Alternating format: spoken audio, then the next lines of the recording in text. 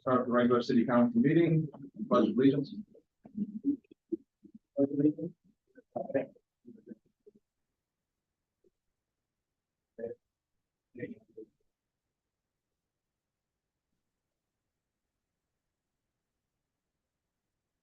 Clerk, please do the roll call. Alderman Carr. Here.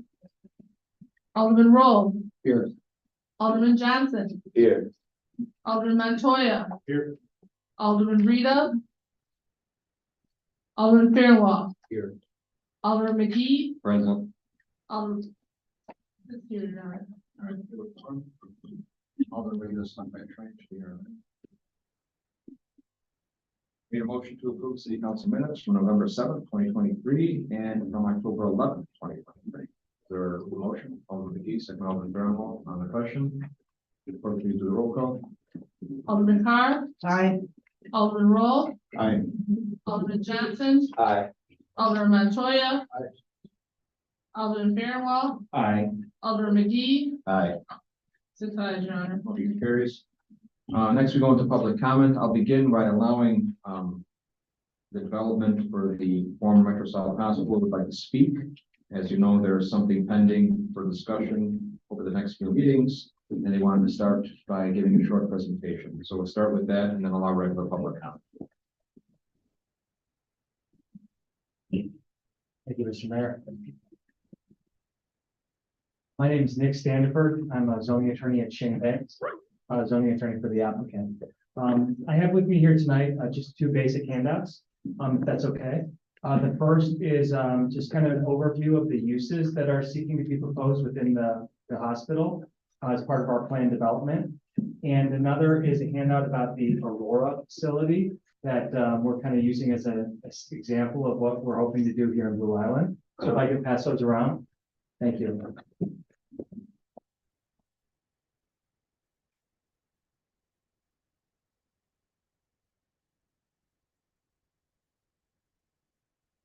So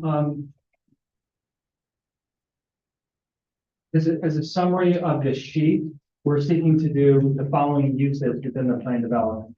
We're seeking to do senior housing, urgent care, adult daycare, limited service hotel, grocer, and other medical office or commercial uses.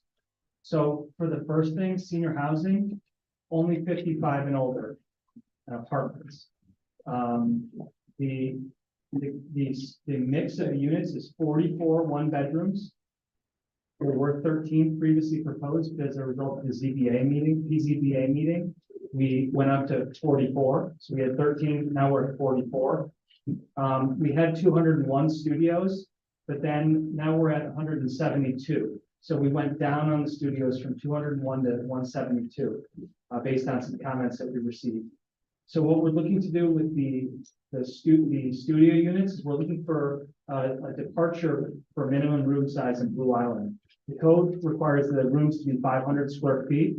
We're looking for those to be 300, down to 300 square feet on some. And you'll hear from Mitch, who's at the Aurora, who's part of the Aurora development at Bloomhaven, and he'll talk to you about briefly about the 300 square foot. You guys, everyone might think that's a really small, like a small room, but at Bloomhaven, they have rooms similar size, and people say that they like the small rooms because there's so many amenities. They don't want to be in their room. They want to be out. And that's the whole purpose of senior housing and senior living.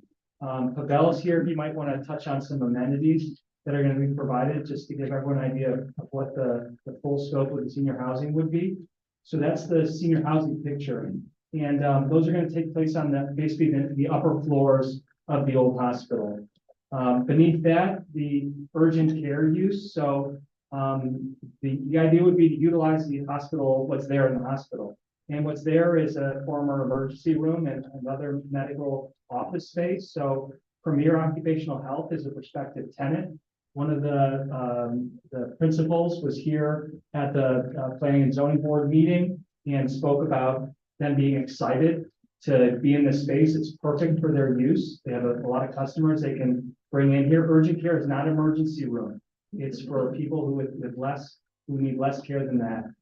So the senior housing and the urgent care is a nice blend to have together because Anyone who needs that level of treatment at senior housing can just go downstairs. We're also offering an adult daycare, and Sarah Care would be the operator there. We talked to the planning and zoning board about that as well. They would be on level 1. The urgent care would be on the mezzanine level. There's a limited service hotel. The idea for that is that people who want to come visit their family, like over Thanksgiving or whatnot, they can get a hotel room there. It's not like a Holiday Inn where you can just book a room. You got to have a member who's you gotta have someone who you're related to who can be in order to stay in the hotel rooms. And that's on level 2. There's floor plans in your packet. So I just wanted to give you this kind of high level of what the uses are. The grocer, we do not have a grocer picked out yet. Our thought is that once you bring some of these uses in, you get the entitlements, you build momentum, the grocer will come. And that would be on level 1, and that would be on the south side of the building. South side of the building, what would that be? That would be the south side of the building. The other medical office and commercial uses, this is a huge hospital. And we don't have, and all the spaces to fill them up is going to take a while. And so what we did is we asked for kind of like a blanket, other medical office or commercial uses. And there was a question at the last committee of the whole meeting, what does that mean? And the city attorney, Brian Morton, said that it's basically any permitted use within the planned development within the UTOD district could go in there. If it was a special use, then we would need to come in for a special use permit on any of those proposed uses. And those would be on the ground level, the mezzanine level, level 1, and level 2. So what I did was I put just this handout together. I wanted to show you the kind of the nice picture of what this, the rendering of what this could look like with a lot of trees and landscaping that this planned development would offer, would revitalize the downtown area. What I did was I put beneath it the Aurora development, because at the beginning of this process, I think it was back in maybe earlier last year or the year before, the question was, where has this been done before? This is a huge undertaking. How can we be assured that this is going to work? And so luckily we were led to an example of this working, and that's in Aurora. And Mitch is here. He'll talk about their development, what the progress is, what the room sizes there are. And hopefully that'll give you some better idea of what they're doing, because it informs a lot of what we're doing. A lot of the uses that we're proposing, they're doing already in Aurora. So we ask that if you have any questions tonight, we're happy to answer those. Otherwise, we hope to be back either later this month, either December 12th or the 13th, to answer your questions and make sure that the constituents are notified or at least are told what the meeting date will be so that they can come and talk in public comment. I know this is a project that's in the heart of this town and affects a lot of people. So we just ask that when we come back next month, we hope that we get your input and your feedback, and we can try to come up with a proposed ordinance for the plan development that could be proposed for. This is preliminary plan development. What we're going to have to do afterwards is we're going to have to take our plans, if they're approved by this city council, we'll have to take those plans and we'll have to refine them and with more architectural detail, come back to you, and you'll have the final sign off after that. So what I would offer as well before Mitch gets up here is that if any of the aldermen would like to go to the Aurora facility and see what these room sizes are like, see what living there is like, we invite you to come in waves, because we don't want to make sure we don't want everyone to come at the same time, but the invitation is on the table for you to see it yourself working, and maybe you have some questions after that meeting. My information is in the packet. We're ready with your questions, because you live here, you run the town, and you know what's best for it. So whatever feedback you have for this development, we'll try to incorporate it. Mitch, I'll kick it over to you next. Thank you, Mr. Mayor.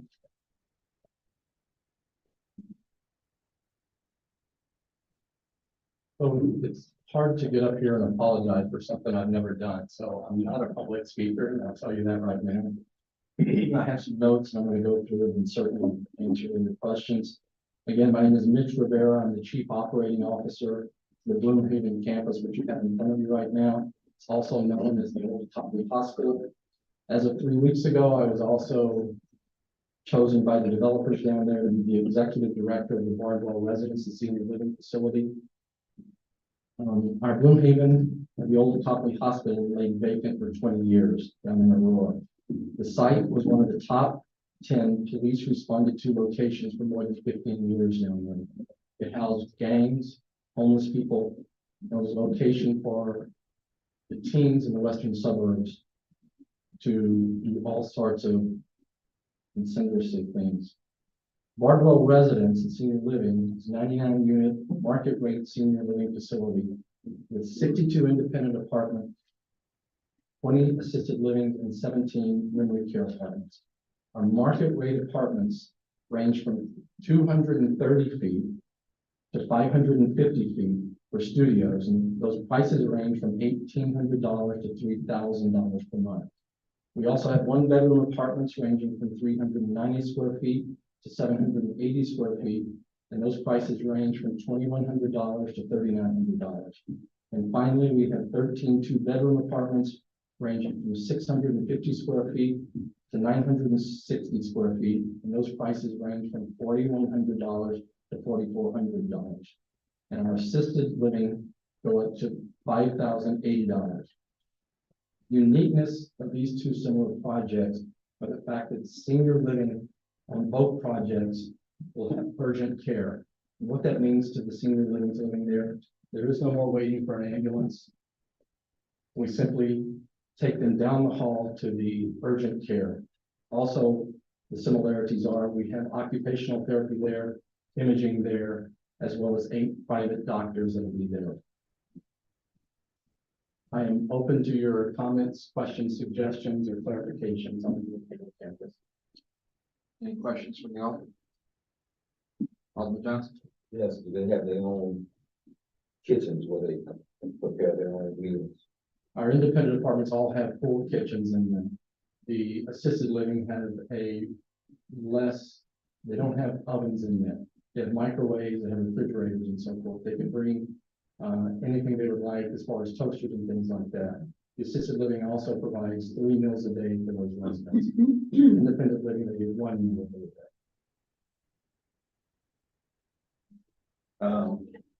As to the amenities, what are they structured? Or is it, I know the room sizes are gonna be smaller as stated. So they're gonna be not in their rooms, and they're gonna be involved in which activities that, could you explain what happens at Bloomhaven versus what's gonna happen there? Yes, we have activities director, senior activities director, and there are activities going on throughout the day, beginning at 9 a.m. from bingo to cards to chair yoga, things like that throughout the entire day. We want them up, we want them out of their rooms and getting involved, right? We can't make those people get involved, right? It's up to them. Because it's independent living, it's assisted living, but our CNAs go in there. It's not, would you like to go to bingo? It's, we're going to bingo. It's not, would you like to go play cards? Would you like to go for a walk or do chair yoga? It's, come on, we're going for a walk. We're going to do chair yoga. I have a question, Alderman Fairwell. What's your occupancy rate on the units that are 300 square feet and above, or what you mentioned, 300 to 500? Yeah, the studios are going the fastest. The entire facility now with 99 apartments, we're 25% leased up right now, and our studios are 40% leased up. Studios being the smaller square foot. They are, right. They're from 230 square feet up to the 550 square feet. Alderman Fairwell? Yes, Mayor, I'm just a little concerned because this isn't an agenda item tonight, and I guess we're gonna have a discussion about this. That how far we want to go with this discussion right now, as opposed to one that is on the agenda next time, where everyone who's interested in the public can be here. So I appreciate their information and it's a simple discussion, but we have to do this kind of all over again a couple weeks from now. I understand that. They understand that too. I mentioned that Yeah. they wanted to come and speak under public comment. And that's fine. I have no problem with that. I'm just so concerned about that. Alderman Rita? I agree with Alderman Fairwell, on behalf with regards to the agenda item and, being prepared for the meeting. So, because we will do this again, correct? You have to. Yeah. Alderman Rowe. Thank you for being here tonight, Mr. Rivera. If I may just ask tonight, how long have you been in your current position? Chief Operating Officer for the development of for 3.5 years. Okay, thank you. And I have some other questions, but I'll follow up next time you guys done. Thank you. Any other questions? No, thank you.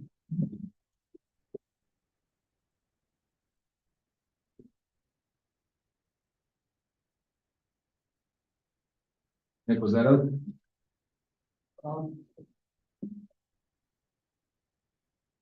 Yes, seeking clarification as to whether you want us to come back for the city council meeting on the 12th of December or the committee of the whole on the 13th. Ryan will let you know, Ryan Moore. Thank you.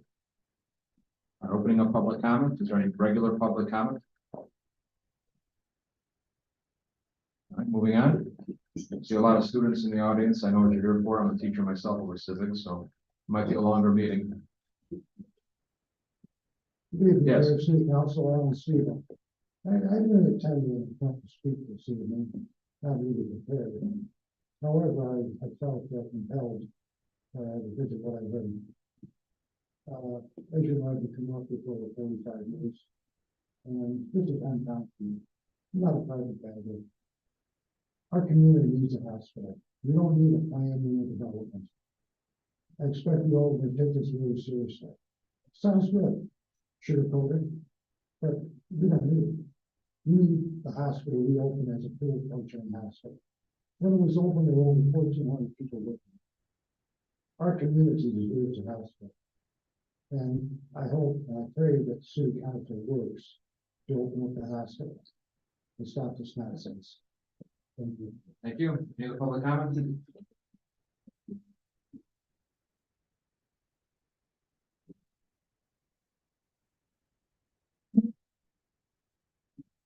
And everyone, I definitely was not prepared to say anything as well, but I just want to piggyback off of what he said. We definitely do need us a hospital out here. The closest hospital here to us is Ingalls, and they are not prepared to handle all of the influx from the other places. So although their pitch is a good pitch, but definitely what we need in Blue Island at this moment, we need our hospital back. Thank you. Thank you. Any other public comment? All right, moving on. Need a motion to approve payroll November 10th, 2023, amount $113,707.63. The motion, Alderman Carr, second Alderman Montoya. Question? Clerk, please do the roll call. Alderman Carr. Aye. Alderman Roll. Aye. Alderman Johnson. Aye. Alderman Montoya. Aye. Alderman Rita. Aye. Alderman Fairwell. Aye. Alderman McGee. Aye. 7 ayes, Your Honor. Carries. Under B, we need a motion to approve payroll for November 24th, the amount of $436,213.17. Is there a motion? Alderman Roll, second Alderman Fairwell on the question. Clerk, please do the roll call. Alderman Carr. Aye. Alderman Roll. Aye. Alderman Johnson. Aye. Alderman Montoya. Aye. Alderman Rita. Aye. Alderman Fairwell. Aye. Alderman McGee. Aye. 7 ayes, Your Honor. Motion carries. Under C, we need a motion to approve accounts payable dated November 29th, 2023, amount of $3,186,434.86. Is there a motion? Motion Alderman McGee, second by Alderman Johnson on the question. Clerk, please do the roll call. Alderman Carr. Aye. Alderman Roll. Aye. Alderman Johnson. Aye. Alderman Montoya. Aye. Alderman Rita. Aye. Alderman Fairwell. Aye. Alderman McGee. Aye. 7 ayes, Your Honor. Carries. Under D, we have an ordinance for the city of Blue Island granting a special use permit for Carlos Mendoza to operate a building trades / contractor's office within the UTOT district at 2240 Grove Street instead of empty lot across from the Rock Island train station. We discussed it. Is there a motion? Motion Alderman Fairwell, second Alderman D on the question. Clerk, please do the roll call. Alderman Carr. Aye. Alderman Roll. Aye. Alderman Johnson. Aye. Alderman Montoya. Aye. Alderman Rita. Aye. Alderman Fairwell. Aye. Alderman McGee. Aye. 7 ayes, Your Honor. Carries. Under E, we have a motion to approve increase in annual business licensure fee as discussed. I believe the attorney passed out comparables that was asked in committee of all our neighboring communities. So our code does not delineate a specific number, it just says, we're to charge whatever city council approves. Right now, I believe it's $50, $35.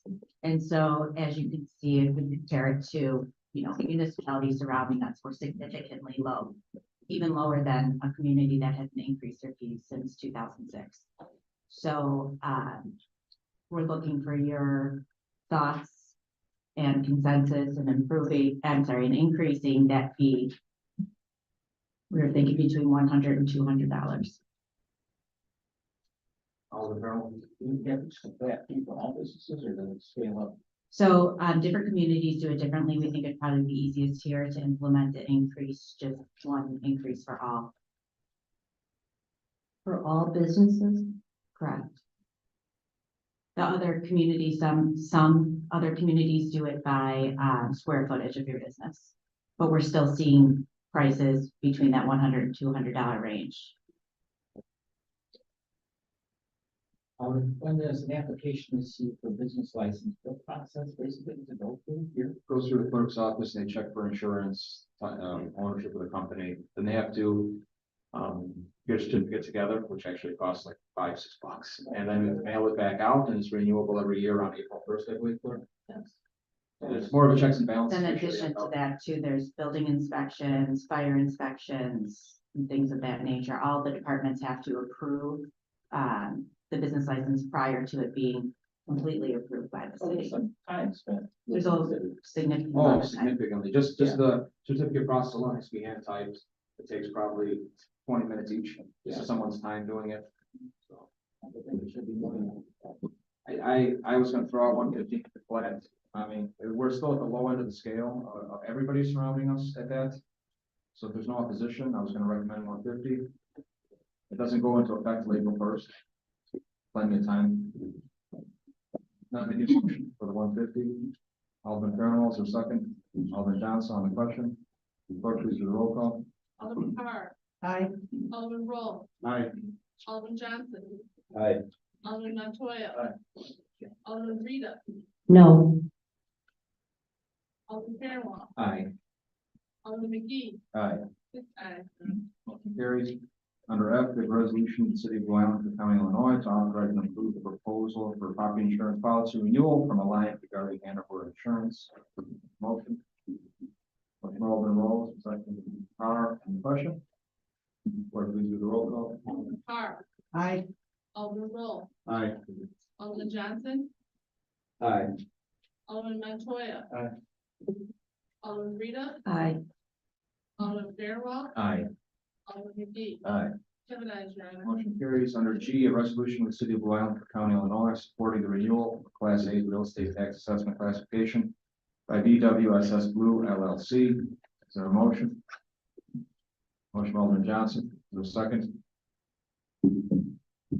Alderman McGee on the question. Alderman McGee.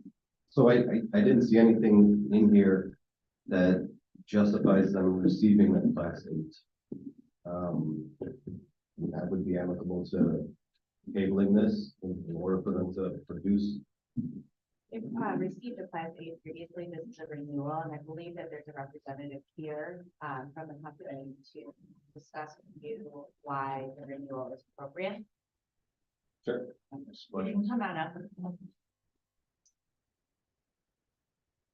As the council are aware of what this property is, where it's located. Do we have several in town? Yep. Hey, good evening, everyone. Thanks for having me. Sam Capitz on behalf of ownership BWSS Blue LLC. The attorney, his point was correct. So this is a Class 8. This is a renewal. Look, in terms of the request, it was, really they had put in a lot of money. They just bought this in 2020. I think that's the first thing. They weren't the original benefactor for the 7 years that it was already in place. They've only had the benefit for 3 years. The amount of improvements that they put in over $700,000 in the property to really bring it and keep it, not only to bring it to a standard that they believe is providing the best benefit to everyone in the community, but also they increased a lot of the security that was an issue. And because of that, they've been able to increase their occupancy. They have a significant number of Blue Island residents who come, but also they have a lot of other residents around the area that come into Blue Island to check on and use their product. The amount of increase in taxes would be significant for this owner, to be able to continue to operate it at the standard that they want to with the costs for the consumers. So that's the request, here today for the renewal. I know there's a couple questions here. Who wants to go first? The purpose of the class 8 is for businesses that have a severe economic stagnation. That this is what I haven't seen, that the business actually has a severe economic stagnation. Yeah, no, and I think the reason that they haven't had it is because they came in and they had the low taxes. Because of that, they were able to put in the money and they're able to increase the occupancy and keep costs low. And their fear is that, you know, essentially over doubling their taxes on this property. I mind you, it's only on part of it. There's 2 pins on this property and one, the largest has it and one doesn't. So yeah, it's not on the entirety. And that piece is the bigger piece and the cost will go tremendously higher for them. I understand what you're saying, in terms of initially trying to grant it, and that was, granted 10 years ago, it wasn't, you know, our owner. I think now the current owner is looking in the face of a significant increase and fears that that's gonna drive up costs, and that will in turn take occupancy down.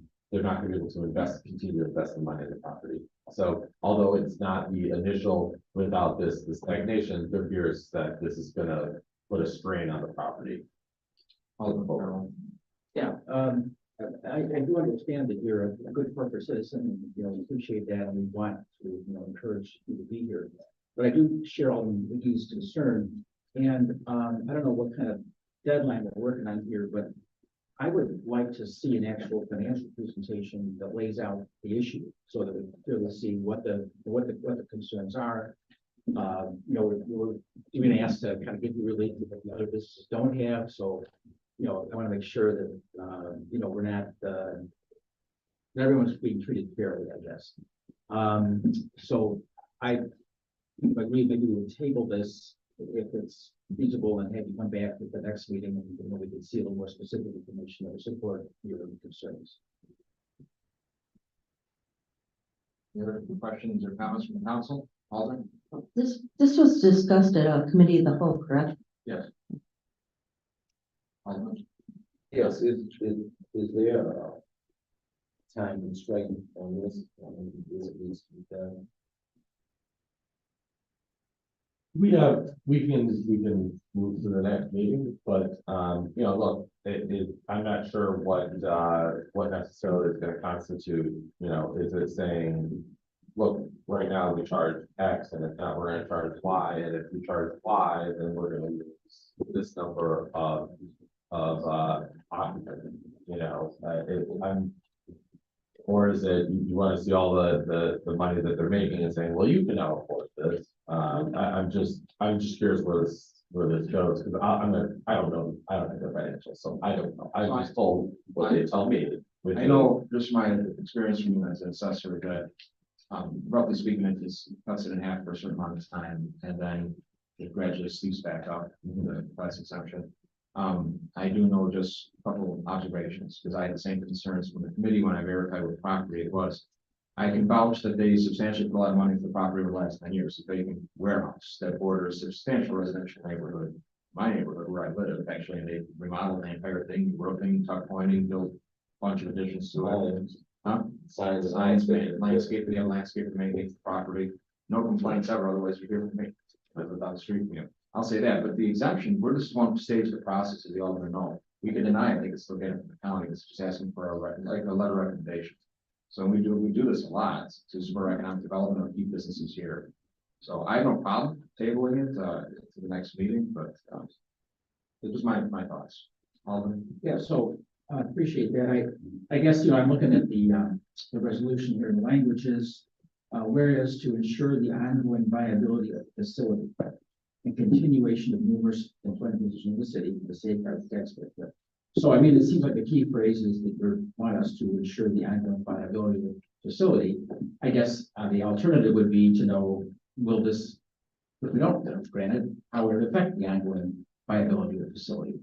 And I guess I would leave it up to you how to demonstrate that, but it's one thing to hear it, that it would be nice. That's another thing you haven't proven, and rather than proven. I'll also add to it, I forgot to mention, it is in the highest tax bracket in the city, it falls into Thornton Township. And they have a huge percentage bracket of taxes versus actual value, where houses there are paying the highest property taxes in Blue Island. So just the bracket that it's a tax rate of 21+%, where the other parcel is at 10% in terms of a tax rate.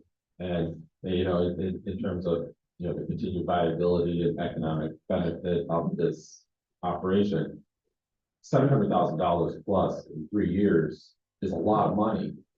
When we're talking about the taxes will go from currently roughly 220,000 to over $430,000. So you're looking at essentially a doubling. I mean, it was 220 to 435. So you're looking at a doubling of their taxes, and $700,000 to continue to keep up the look of the facility that it sounds like everyone has liked the way it looks. In addition, keeping the security and safety of this facility, not only for their tenants, but everyone else in the area.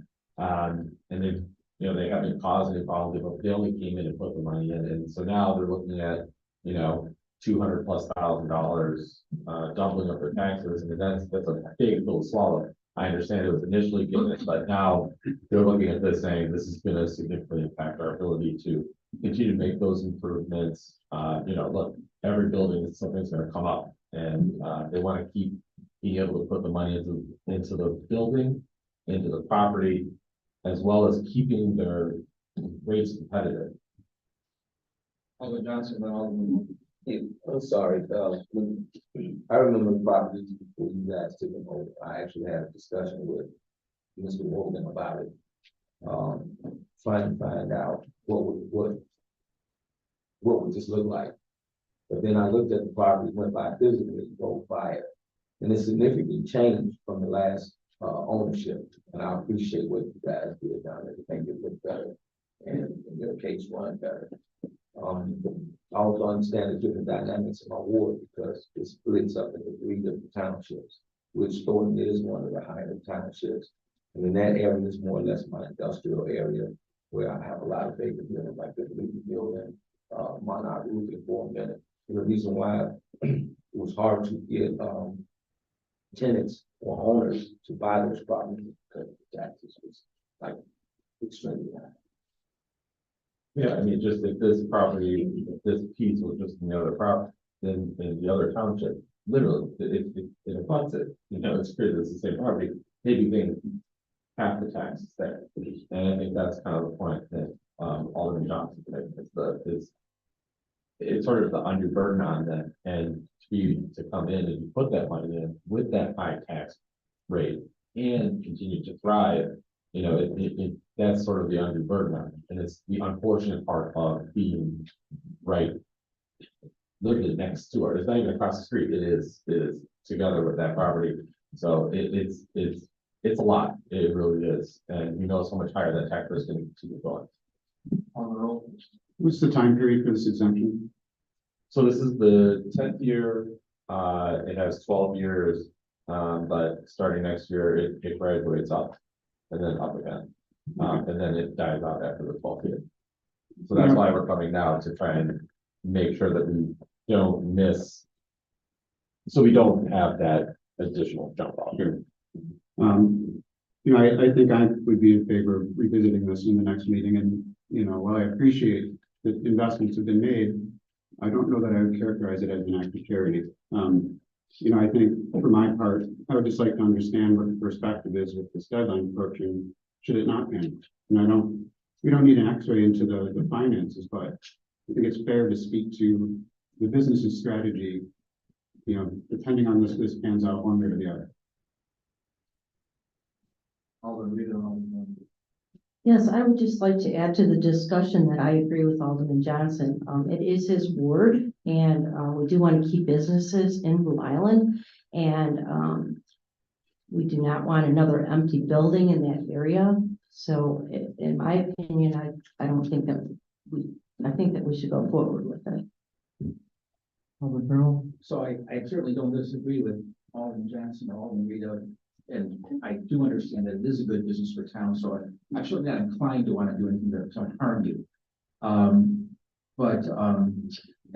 it kind of brings up a bigger issue beyond this. I usually do choke over these renewals because we do grant them initially for new business to try to help them come in, and then, you know, it's like, well, does it ever come to an end? So I always like to make sure before we do the renewal that it is actually necessary. And I'm just asking for some evidence of that. And I am inclined to want to help, but I don't feel comfortable. And I'm thinking maybe in the future, it might be good if we had some kind of a process. Because this is always like we hear, oh, this is a good thing, and oh, no, we don't, is it or is it not? If we could actually ask the applicant in the future, say, here, this is the information we need to have, fill it out and submit it, I think it would be a whole lot easier for all of us to make this decision, because we're just kind of, to me, it's kind of like we're just taking a shot. So, Alderman Rita? I also would just like to add, I do remember a very similar conversation. And it was regarding the maple tree, and look what happened with the maple tree, so. Every business is unique, you know, so I mean, we can't. Same. Lump them all All right, so together. we got an option here. I'm gonna call for a motion to pass, which might not, and then then someone will have to make a motion to table. So we'll figure out where this lands. It seems like it's pretty divided. Oh, that's right. Okay, so do roll call. Yes, would have granted. No, would not. And then we do the motion to table if it fails. All right, roll call. Alderman Carr. Aye. Alderman Roll. Isn't it a motion to table and then There wasn't a motion to table though. I guess I didn't motion to table it, but I mean. You were on the You have question on the motion to approve. Okay. I was just reminded of that. All right, Alderman Carr is not. Alderman Roll. Abstain. Alderman Johnson. Aye. Alderman Montoya. Aye. Alderman Rita. Aye. Alderman Fairwell. No. Alderman McGee. No. 1, 2, 3, 4 ayes. 4 ayes. Yes. All right, pass. All right, now we need a process, so I do agree with the Alderman says. I'll look into that. I do think we should have something, some kind of checklist at least. It might exist, it might not. I can look into it. I already made the note. Well, thank you. Thank you, All right. everyone, I appreciate it. Anything, certainly you call me, my information. So thank you very Thank much. you. Well, it's been a while. First time in a while we had a discussion like that. But it's good. Something's good's gonna come out of it. We're gonna have a process set up for this. Mayor's announcement, I don't really have major. I attended a ribbon cutting at I-57 today regarding it being reopened with the governor. At the same meeting, we had a brief sidebars that supposedly we're gonna be working on capital money and infrastructure and all that stuff. It all sounds good, but other mayors there was a good time to talk about our actual problems with water infrastructure throughout the Southland. It's kind of like a rallying cry at this point. Water breaks are happening more and more frequently throughout our towns. Everybody's in the same spot, including towns like Oak Lawn and Oak Forest. So we're no different. We might have one more, but that's going to be the rallying cry going forward. We need some money for helping us with this infrastructure problem. And I know we're a big app to take right out. All right, City Clerk. Two things. The Michigan Covenant Church is having their pastor's birthday party on December 3rd and 3rd. Friends of the Library is starting a big tree, plus a cat and it's and pantry. St. Peter and Paul is having a bake sale and a Sloppy Joe lunch December 2nd from 11 to 1. Pentecostal Church and across the library is having a coat drive, and they ask people to have their extra coat dropped off at the library. Santa and the Live Rangers are coming to town December 16th, 12 to 2 at Northern Western. Save the date, December 31st, the ball drop. December 31st, the ball drop at Carnival Lyric, fireworks and live music. The Light Parade is this Saturday. The Eagle Mart starts at 2 o'clock. They have rides, food, and shopping. At 4:30, the mayor will light the tree across the street from the Lyric. 5:30, Light Parade starts, and afterwards, there'll be the Eagle Mart and the Trip with Santa, horse and buggy ride, and hay rides. If anybody has any questions, please contact my office. Call me. Thank you. No announcements or comments tonight. City Attorney, I know we have an executive. No report. All right. City Administrator.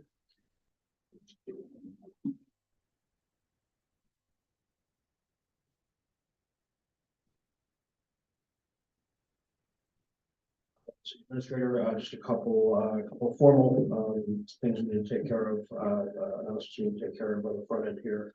One is that, our tax levy announcement, so formally and for the record, for the minutes, the city will be passing its tax levy at the December 12th, 2023 meeting. Tax levy will not exceed 5%. Secondarily, so just as a brief background, our Illinois funds account is the account by which our tax revenue is housed and then dispersed to us. We have just a formality issue with who is the principal authority for the Illinois funds account. We haven't updated it since the previous administration, and they're now calling saying, do so if you want to keep accessing the money. So the principal authority for the Illinois funds account has been updated since 2019. We intend to update the principal authority of the Illinois funds account, and the administrator will decide to be that administrator for the city administrator for the tax. So that's again formality for the minutes. Quick budget update. So our audit, I have been assured, will be done at the end of November. So December 12th, I intend to have something for you in terms of audited numbers. Also, before that, I will get it as soon as I possibly can. We'll have the final numbers that will make up our tax levy. That we'll pass it on that day. But again, this is not our appropriation. This is just us accessing our tax levy dollars. And I can say, and I think this is good news, based on our calculating the tax levy, now we're at the end of November. For the third year in a row, the city is not going to require a tax anticipation warrant to get to the next fiscal year.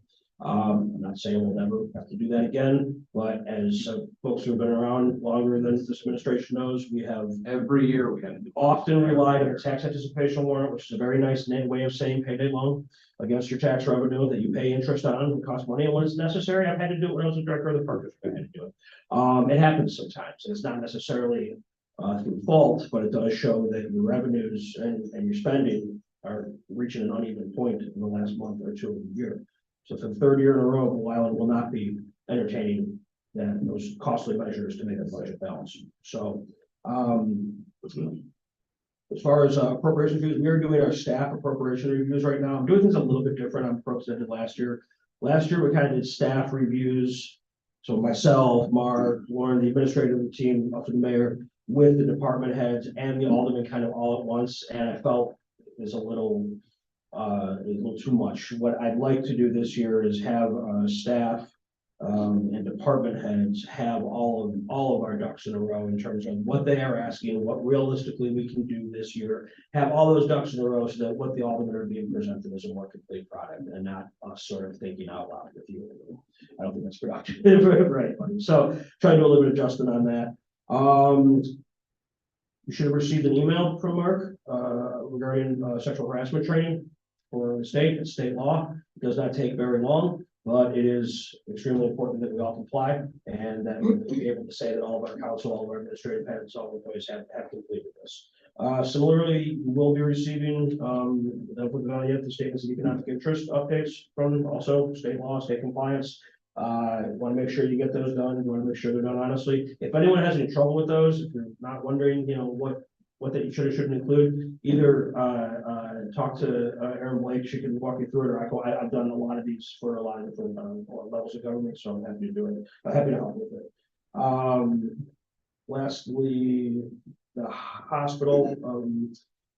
If we are willing to, if we want to do, talk with Alderman Rowe about this earlier, any kind of group visit to this new facility, if we want to set that up, the administrative staff is happy to set that up, contact the operators and find out we want to just barge in that unannounced one day. But maybe we can, just for efficiency's sake, I think, I intend to view it. I know Mark and I tend to do it, I'm sure several as well. I do think considering the size and consequential nature of the decision you're going to be asked to make, it would be advantageous to see what this might be. So, and then just 2 seconds on almost a personal note from having heard a lot of this meeting today about what this building in our town is, what it was, and what it could be. I was here during when we tried to stop Metrosol from leaving, and I spent along with several others, hours upon hours upon hours in meetings with Mount Sinai, in meetings with the University of Chicago, talking to the state board of that licenses hospitals, trying to prevent them from leaving. And we had several meetings with several hospital providers trying to get them to at least keep the emergency room open. The reason they were unsuccessful wasn't from anything anyone did. The reason it was unsuccessful was because the hospital industry is changing rapidly. And it's changing rapidly enough that they don't buy full buildings anymore. What they do is go out to Silver Cross and everyone, that's what hospitals are going to be now. Very large new structure facilities. So just for the record, from the history of it, having been there, it likely will not be a hospital again because board, we tried. And the existing hospital companies looked at it and said, we'd love to help you, but we can't. And that was the case in 2018. It certainly hasn't gotten any better or different now. So a little bit of a personal editorial there, I admit, but like I said, when I hear the debate evolve, I think it's important to have the facts. So that's all I have. I guess I have any questions.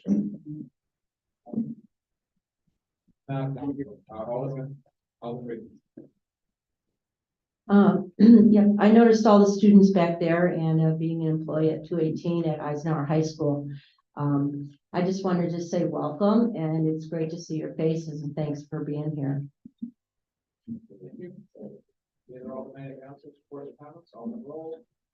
Yeah, I'd just like to say that in addition to the need to sort of formalize the process for application to the tax exemption, that one facet of having a well-defined economic development plan is being able to assess better whether or not such an exemption makes good financial sense in the city, to understand, you know, what the math is on those and whether or not it fits in with that plan.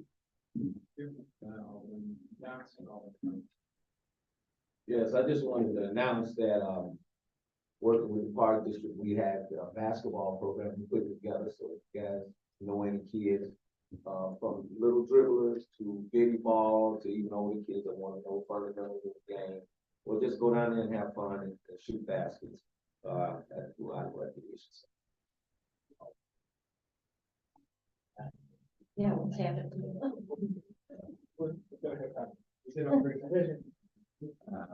Let's see, first off, amen to what Alderman Monroe just said. I really think we need to put some priority on getting an economic development strategy together. And secondly, city administrator's comments about the hospital's future here. I do agree. And I appreciate, Tom, what you did at the time to, you know, try to find us a buyer. And even though I have a real problem with what our state rep did at that time, I do think that the likelihood of ever seeing a hospital here again is pretty close to zero. So.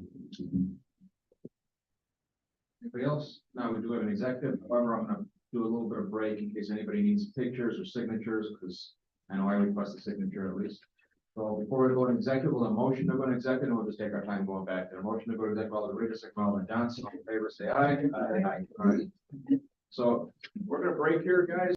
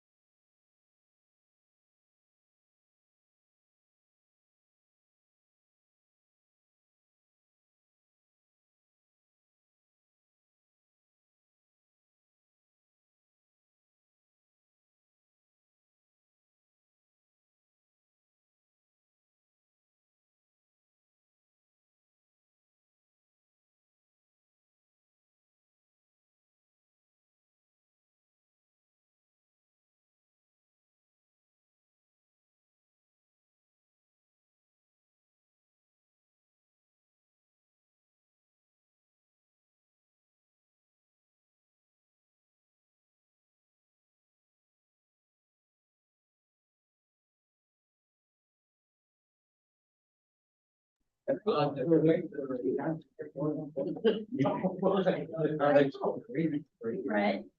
Need a motion to reopen regular session, Alderman Johnson, Alderman Fairwell, all in favor, say aye. Aye. Then executive talks, potential litigation and property related matters. Now, motion to adjourn, Alderman Fairwell, second Alderman Roll, all in favor, say aye. Aye. Just a reminder, we only have one remaining meeting of the year, December 12th.